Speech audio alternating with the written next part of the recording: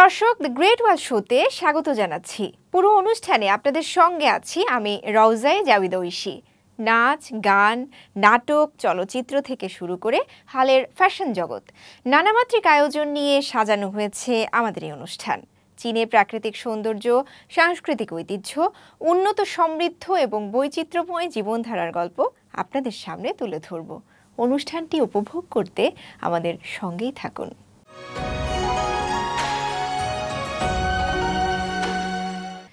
গেল সপ্তাহে চীনের গণমুক্তি ফৌজ বা পিএলএ নৌবাহিনীর ৭৫তম বার্ষিকী উপলক্ষে ছিংতাওয়ে জমকালো লাইট শোর আয়োজন করা হয়। এদিকে চীনের সমৃদ্ধ সাংস্কৃতিক সম্পদ প্রদর্শন এবং সাংস্কৃতিক বিনিময় ও পারস্পরিক শিক্ষাকে উৎসাহিত করতে সাংস্কৃতিক চীন সফর শিরোনামের একটি মিডিয়া প্রচারাভিযানও উদ্বোধন করা হয়। অন্যদিকে বেইজিংয়ে হয়ে গেল একটি ভিন্ন ধরনের ফ্যাশন শো। এই শোতে পোষা প্রাণীর সঙ্গে জুটি বেঁধে ফ্যাশন রানওয়েতে ক্যাটওয়াক করেন তাদের মালিকরা।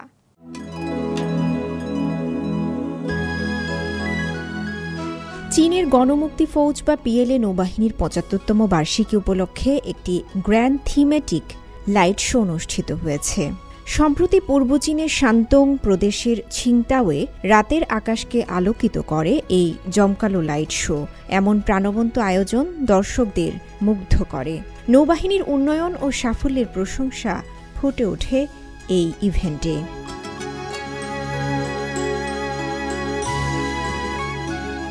ইভেন্টটি ছিংতাও অলিম্পিক সেলিং সেন্টার ওয়ার্ফের কাছে অনুষ্ঠিত হয়। এখানে মেফোর্ট স্কয়ার এবং ফুশান বের মতো গুরুত্বপূর্ণ স্থানগুলোও প্রাণবন্ত আলোয় উদ্ভাসিত হয়। একটি সুন্দর দৃশ্যের অবতারণা হয় এবং শহরের গুরুত্বপূর্ণ স্থাপনাগুলো একটি ট্যাপেস্ট্রির রূপ ধারণ করে।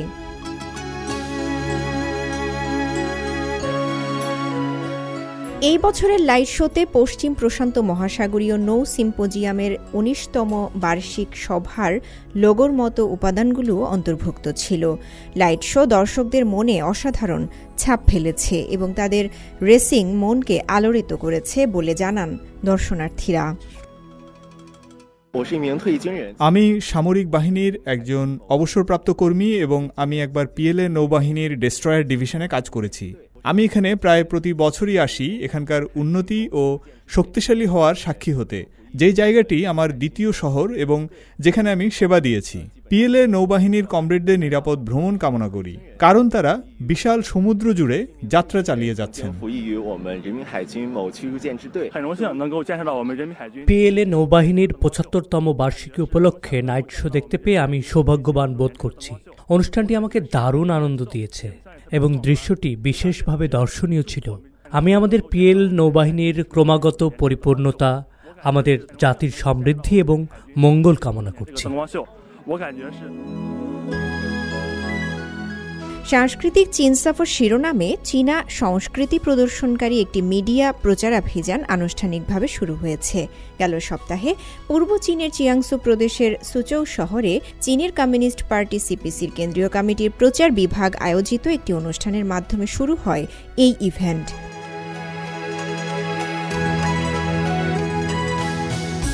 আয়োজকরা জানান, পর্যটন, অবশ্যই সাংস্কৃতিক ঐতিহ্য সংরক্ষণ, সাংস্কৃতিক নিদর্শন, ঐতিহাসিক শহর ও শহর রক্ষার প্রচেষ্টার মাধ্যমে চীনের সমৃদ্ধ ঐতিহ্যবাহী সংস্কৃতির সংরক্ষণ ও বিবর্তন প্রদর্শন করা এই প্রচারের লক্ষ্য। এ সময় সংশ্লিষ্টরা বলেন, চীনের সরকারি মিডিয়া প্রতিষ্ঠানগুলো চীনা সংস্কৃতির বিভিন্ন দিকের উপর ফোকাস করে বিভিন্ন অঞ্চলে ব্যাপক গবেষণা ও সাক্ষাৎকার পরিচালনা করবে।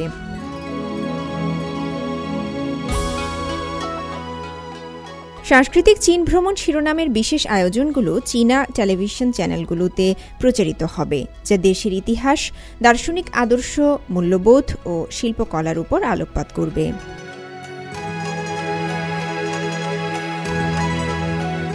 পোষা প্রাণীর সঙ্গে জুটি বেঁধে ফ্যাশন রানওয়েতে ক্যাটওয়াক করেছেন তাদের মালিকেরা। সম্প্রতি বেইজিংয়ে এমন দৃশ্য দেখা যায়। বেইজিংয়ের ছাওয়াং জেলায় lung yuan station cultural centre এই অপ্রচলিত ফ্যাশন ইভেন্টের আয়োজন করে। এই শোতে এটা দেখানো হয়, কুকুর আর শুধু মানুষের সেরা বন্ধু নয়, তারা তাদের নিজস্ব ফ্যাশন আইকনও।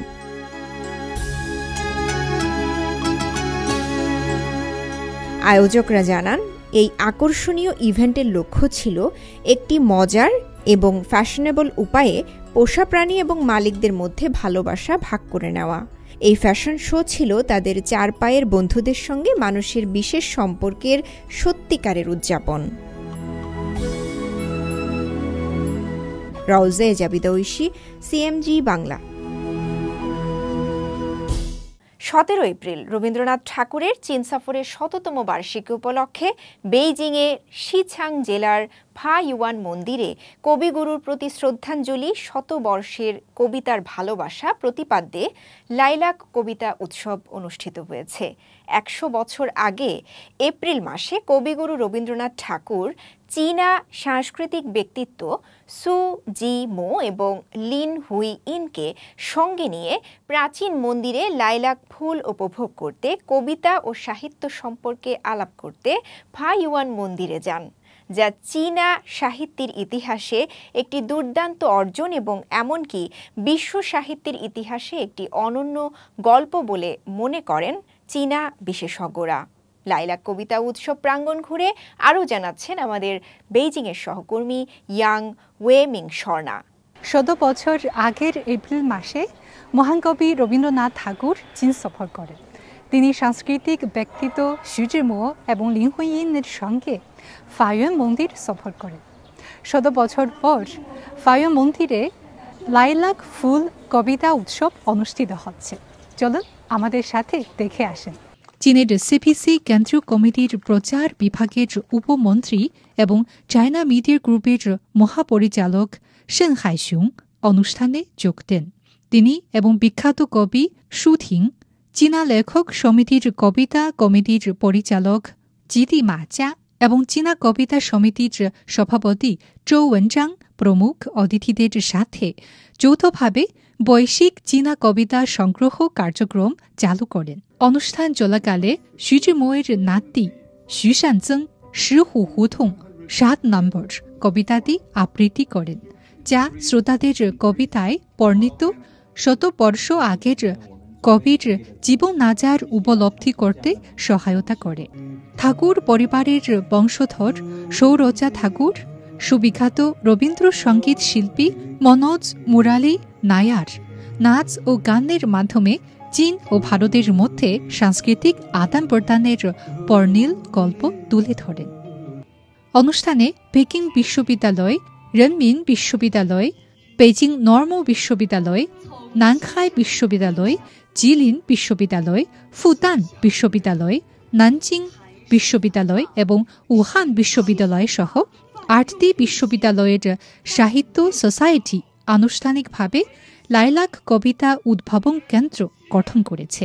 সভায় উপস্থিত অতিথিরা ঘটনাস্থলে বিশ্ববিদ্যালয়ের প্রতিনিধিদের হাতে কেন্দ্র প্রতিষ্ঠার ফলক প্রদান করেন। অনুষ্ঠানে চীনের সুবিখ্যাত অভিনেতা ওয়াং গাং, জি গুয়ানলিন, সুন ছেন এবং অন্যান্যরা চীনা এবং বিদেশি কবিতা আবৃত্তি করেন।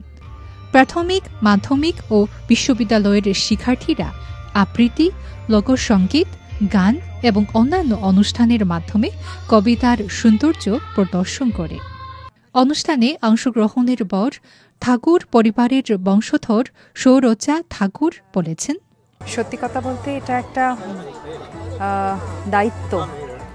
যে মানুষটি আজ 100 বছর আগে চীন যাত্রা করেছিলেন, সেই যাত্রা এত ঐতিহাসিক এবং মানুষের মন ছুঁয়ে গেছে এবং এখনও মানুষ তাকে মনে রেখেছে, চীনাবাসী তাকে মনে রেখেছে।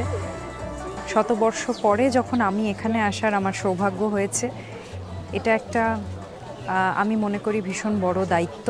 একটি ঐতিহ্যবাহী সাংস্কৃতিক অনুষ্ঠান হিসেবে ফাইয়ুয়ান মন্দিরে লাইলাক ফুল কবিতা উৎসব মিং রাজবংশের সময় থেকে শুরু হয় এবং এর কয়েকশো বছরের ইতিহাস রয়েছে।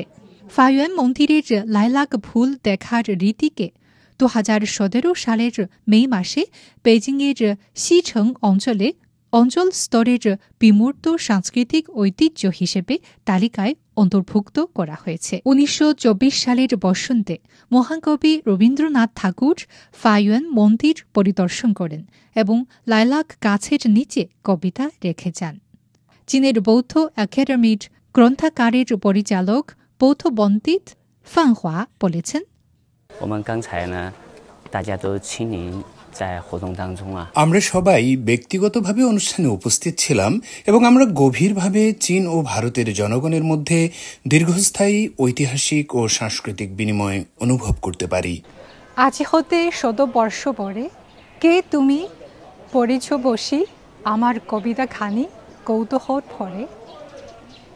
মহান কবি রবীন্দ্রনাথ ঠাকুরের সম্মানে আয়োজিত এবারের কবিতা উৎসব চলতে থাকবে। এবারের অনুষ্ঠানের মধ্যে কবিতা আবৃত্তি, সিটি ওয়াক, পর্যটন, বিভিন্ন অনুষ্ঠান থাকবে। আর আশা করি কবিতা আমাদের মধ্যে মৈত্রীর সেতু হিসেবে ভূমিকা পালন করবে। আর কবিতা উপভোগের মাধ্যমে আমাদের মৈত্রী যেন আরও মজবুত এবং আরও দীর্ঘস্থায়ী হবে। ইয়াংওয়েমিং শর্মা, সিএমজি, বেজিং থেকে। এদিকে বিশ্বকবি রবীন্দ্রনাথ ঠাকুরের চীন সফরের 100তম বার্ষিকী উপলক্ষে শেনচেন বিশ্ববিদ্যালয়ে একটি সেমিনারের আয়োজন করা হয়। এতে চীন ও ভারতের বিভিন্ন বিশ্ববিদ্যালয়ের রবীন্দ্র বিশেষজ্ঞ, শিক্ষার্থী এবং কবি পরিবারের সদস্যরা উপস্থিত ছিলেন।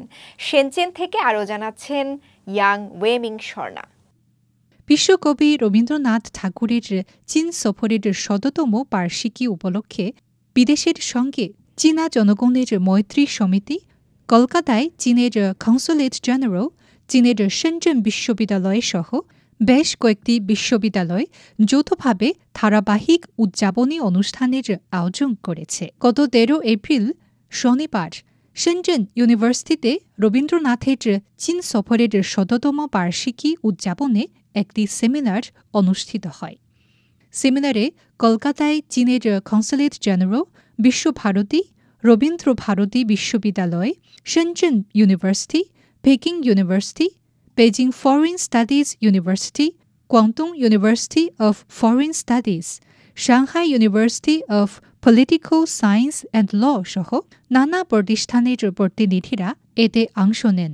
বিশ্বভারতীর চীনা ভবনের অধ্যক্ষ অধ্যাপক অভিজিৎ ব্যানার্জি তাঁর বক্তৃতায় বলেন, রবীন্দ্রনাথ দৃঢ়ভাবে বিশ্বাস করতেন যে তাঁর চীন সফর চীনা ও ভারতীয় সভ্যতার মধ্যে সংযোগ জোরদার করতে পারে। চীনে আসার প্রধান কারণ রবীন্দ্রনাথ নিজে বলেছিলেন যে আমি চাই এই যে দুটি দেশের মধ্যে সম্পর্ক সেটিকে আবার পুনরায় সেই অবস্থায় ফিরিয়ে নিয়ে যেতে, যাতে দুদেশের মানুষের মধ্যে আদান প্রদান বাড়বে, দুদেশের সাংস্কৃতিক জগতের লোকের মধ্যে আদান প্রদান বাড়বে, সাহিত্য জগতের লোকের মধ্যে আদান প্রদান বাড়বে এবং দুটি দেশের সম্পর্ক, দুটি এই প্রাচীন এশিয়ার যে দুটি প্রাচীন দেশ, এই দুটি দেশের মধ্যে সম্পর্ক আরও নিবিড়তম হবে। ইন্টারন্যাশনাল কংগ্রেস ফর বেঙ্গলি স্টাডিজের সভাপতি অধ্যাপক দং ইউছেন তাঁর বক্তৃতায় বলেন, রবীন্দ্রনাথ একজন মহান কবি, যিনি ভালোবাসা এবং গুণী ব্যক্তিদের চেতনাকে মূর্ত করেছেন। তিনি চীনকে ভালোবাসতেন এবং চীনা জনগণের ন্যায়সঙ্গত অধিকারকে সমর্থন করেন।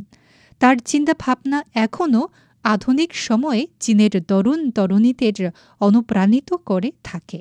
পেকিং ইউনিভার্সিটির বিদেশি ভাষা কলেজের অধ্যাপক ওয়েলিমিং বিশ্ববিদ্যালয়ে রবীন্দ্রনাথের নাটক অনুশীলনের প্রক্রিয়াটি তুলে ধরেন। তিনি পেকিং ইউনিভার্সিটির শিক্ষার্থীদের ক্লাসরুম থেকে বের হয়ে প্রকৃতির কাছাকাছি যেতে নেতৃত্ব দিয়েছিলেন।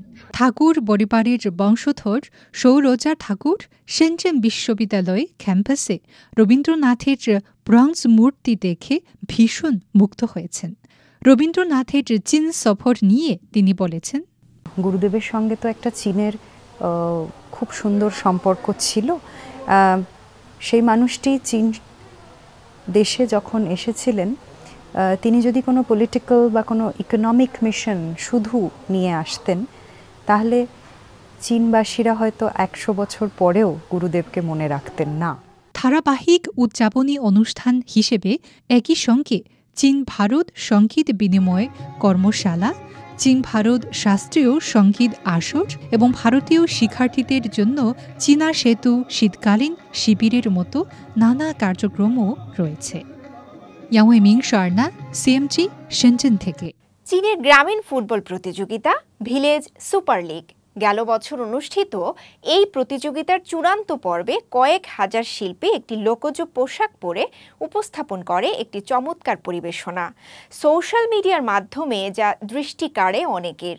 এরপর থেকে কুইচৌ প্রদেশের তং জাতিগোষ্ঠীর অবৈষয়িক সংস্কৃতির প্রতি আগ্রহ বাড়ে নেটিজেনদের।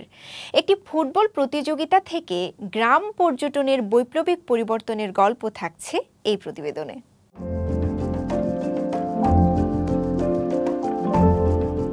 ভিলেজ সুপার লিগ চীনের গ্রামীণ ফুটবল প্রতিযোগিতা 2014 সালে শুরু হয় অপেশাদার এই প্রতিযোগিতা।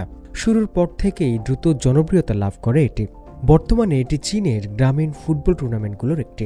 শুধু খেলা নয়, ঐতিহ্যবাহী গান, নৃত্য এবং হস্তশিল্পের প্রদর্শন সহ নানান সাংস্কৃতিক কর্মকাণ্ড থাকে এখানে।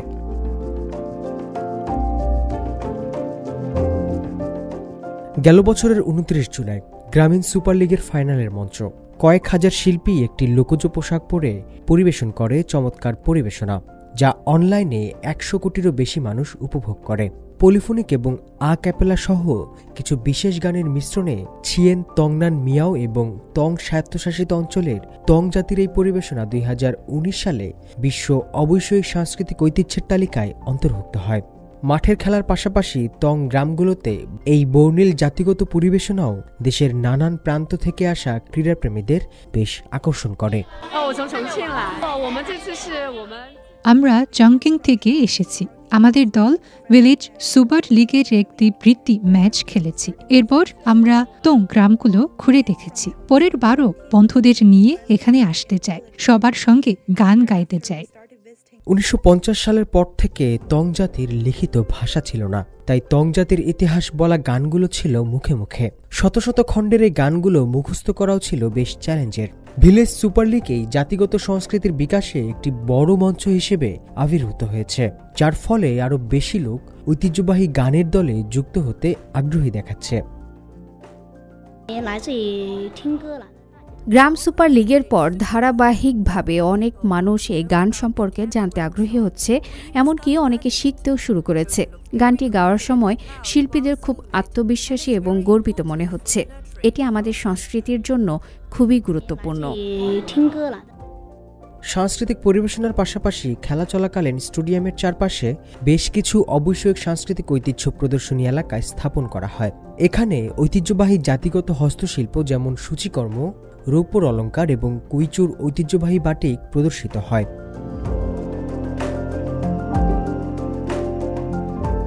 ভৌগোলিক অবস্থানের কারণে অনেক প্রাচীন বৈশিষ্ট্য সংরক্ষিত আছে কুইচৌ প্রদেশে। তং জনগণ এখনও তাদের কাপড়ে ভেষজ নীল দিয়ে রং করে এবং সেগুলোকে পানি সহনশীল করতে ডিমের সাদা অংশ ব্যবহার করে। গ্রাম সুপার লিগের খেলার কারণে কাপড় প্রক্রিয়াজাত করার এই ঐতিহ্যবাহী পদ্ধতিটিও নতুন সম্ভাবনা খুঁজে পেয়েছে। কাপড়ের তুলা ও রং তৈরি থেকে শুরু করে বুনন ও রং করা পর্যন্ত সবকিছুই আমরা হাতে করি। গ্রাম সুপার লিগের মাধ্যমে আমাদের অনেক নতুন গ্রাহক তৈরি হয়েছে। আমরা তাদের জন্য কিছু বিশেষ পণ্য ডিজাইনও করেছি। চীনের বিভিন্ন প্রান্ত থেকে আসা লোকজন গ্রামীণ খেলার বিশুদ্ধ আনন্দ উপভোগ করার পাশাপাশি চীনের বৈচিত্র্যময় জাতিগত সংস্কৃতির প্রতিও আকৃষ্ট হচ্ছে। গেল বছর অন্যান্য প্রাদেশিক অঞ্চলেও খেলাধুলার ফাঁকে ফাঁকে জাতিগত সংস্কৃতি প্রদর্শনীর নানা অনুষ্ঠানের আয়োজন করা হয়। এ তালিকায় ছিল চীনের সিনচিয়াং উইগুর স্বায়ত্তশাসিত অঞ্চলের গান ও নাচ, উত্তর পশ্চিম চীনের ছিংহাই প্রদেশের হুই নাচ এবং দক্ষিণ চীনের কুয়াংসিচুয়াং স্বায়ত্তশাসিত অঞ্চলের ব্রোঞ্জ ড্রাম নৃত্য। হোসনে মোবারক সৌরভ, সিএমজি বাংলা। সিনচিয়াংয়ে এক ঝাঁক তরুণ নিয়ে স্প্রিং ক্যাম্প অনুষ্ঠিত হয়েছে। সাংহাই কোঅপারেশন অর্গানাইজেশন বা এসসিও ভুক্ত দেশগুলোর প্রায় 500 শিক্ষার্থী এই ক্যাম্পে অংশ নেন। এই ক্যাম্প তরুণ শিক্ষার্থীদের চীনা সংস্কৃতি সম্পর্কে জানতে সুযোগ করে দেয়। রিপোর্টে থাকছে বিস্তারিত।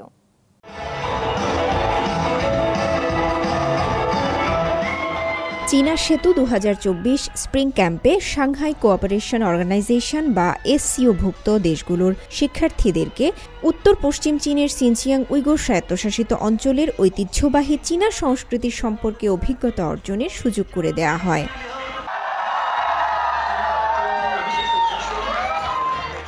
বসন্তকালীন এই ক্যাম্প চলাকালে Bharat, Kazakhstan, Kyrgyzstan, Pakistan, Russia, Tajikistan, Uzbekistan ও ইরানের শিক্ষার্থীরা সিনচিয়াংয়ের 4টি বিশ্ববিদ্যালয় পরিদর্শন করেন, সামাজিক কার্যক্রমে অংশ নেন, ঐতিহ্যবাহী চীনা চা অনুষ্ঠান উপভোগ করেন এবং ক্যালিগ্রাফির অভিজ্ঞতা অর্জন করেন। 15 দিনব্যাপী চলা এই স্প্রিং ক্যাম্পে চীনা সংস্কৃতির অভিজ্ঞতা নিতে পেরে খুশি অংশগ্রহণকারী শিক্ষার্থীরা। আমি চীনে পড়ার পরিকল্পনা করছি এবং একটি চীনা বিশ্ববিদ্যালয়ে ভর্তি হতে চাই। তাই আমি চীনাদের সঙ্গে আরও কথা বলতে চাই।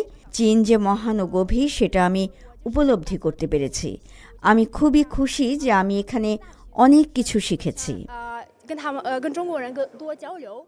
বসন্ত শিবিরটি আয়োজনে পৃষ্ঠপোষকতা করেছে চীনের শিক্ষা মন্ত্রণালয়ের চীনা ও বিদেশি ভাষা বিনিময় ও সহযোগিতা কেন্দ্র এবং সিনচিয়াংয়ের উইগুর স্বায়ত্তশাসিত অঞ্চলের শিক্ষা বিভাগ। এটি এসসিও দেশগুলোর তরুণদের চীনা ভাষা শেখার এবং চীনা সংস্কৃতির রস আস্বাদনের একটি প্ল্যাটফর্ম জুগিয়েছে। রওজায়ে জাবিদা ঐশী, সিএমজি বাংলা। প্রিয় দর্শক, দ্য গ্রেট ওয়াল শো আজ এ পর্যন্তই। আমাদের অনুষ্ঠানটি টেলিভিশনের পাশাপাশি সোশ্যাল মিডিয়ার মাধ্যমে দেখতে www.facebook.com/cmg বাংলা এবং ইউটিউব চ্যানেল সিএমজি বাংলাতে ভিজিট করতে পারেন। পরবর্তী পর্বে নতুন কোনো আয়োজন নিয়ে দেখা হবে আপনাদের সঙ্গে। সে পর্যন্ত সবাই ভালো থাকুন, সুস্থ থাকুন। চাই চিয়েন।